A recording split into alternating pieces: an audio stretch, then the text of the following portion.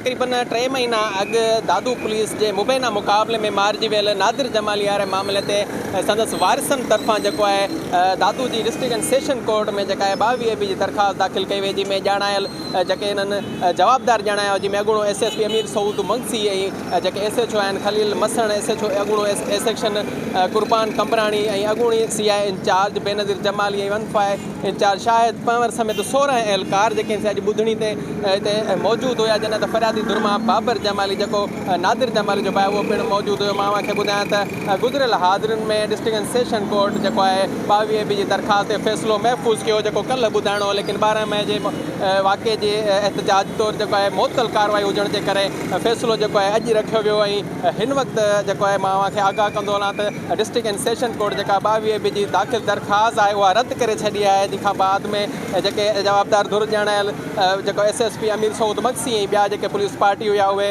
अदालत खां ॿाहिरि वापसि निकिरी चुका आहिनि। हिन वक़्तु ताईं जेको वारिसनि जो मौक़ुफ़ आहे उहो साम्हूं न अची सघियो आहे। असां तरफ़ां कोशिशि कंदासीं त संदनि जा जेके वारिस आहिनि ऐं वकील आहिनि उन्हनि खां पुछे त वधीक उनजो छा चवणु आहे। जी सर, इहो पहिरीं खां ई असांखे ख़बर ई आर्डर, छो त शुरू में ई 22 बी जंहिंमहिल दाख़िल कईसीं त ओॾीमहिल ई असांखे न ॿुधो वियो, छो त जुडिशल इंक्वायरी ते पोइ ॿुधंदासीं।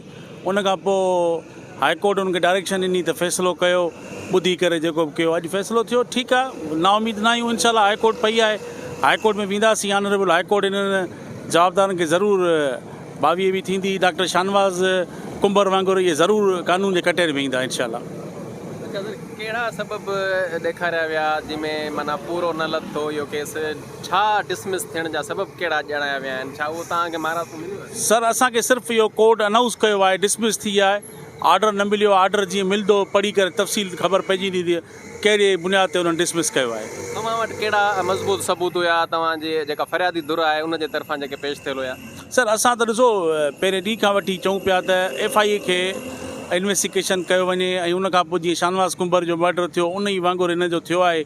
ऐं ॿिन्ही टंगुनि में गोलियूं लॻियूं आहिनि ऐं उन जॻह ते लॻियूं आहिनि जिते ब्लडिंग एतिरी थियण जे करे हू अस्पताल में डॉक्टर जेको हुयो, डॉक्टर खे शोकार ॾिनो अथनि, डॉक्टर खे जेके ॾेखारियो अथनि उन्हनि खे इहे सभु शयूं असां हुते ॾिनियूं आहिनि। असां USP ॾिनीसीं जितां हुनखे खयों अथनि, उहे वाइस हुन में सभु शइ आहे, पर कोर्ट चयो त हे हुननि मुखालिफ़ वकील साहिबनि चयो त फॉरेंसिक न आहे थियल।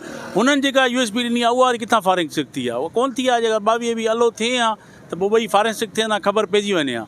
सो असां सभु सबूत कोर्ट जमा करायासीं, वरी हाईकोर्ट वेंदासीं, इनशाला उमेदु आहे त हाईकोर्ट में ज़रूरु इहे जवाबदार थींदा।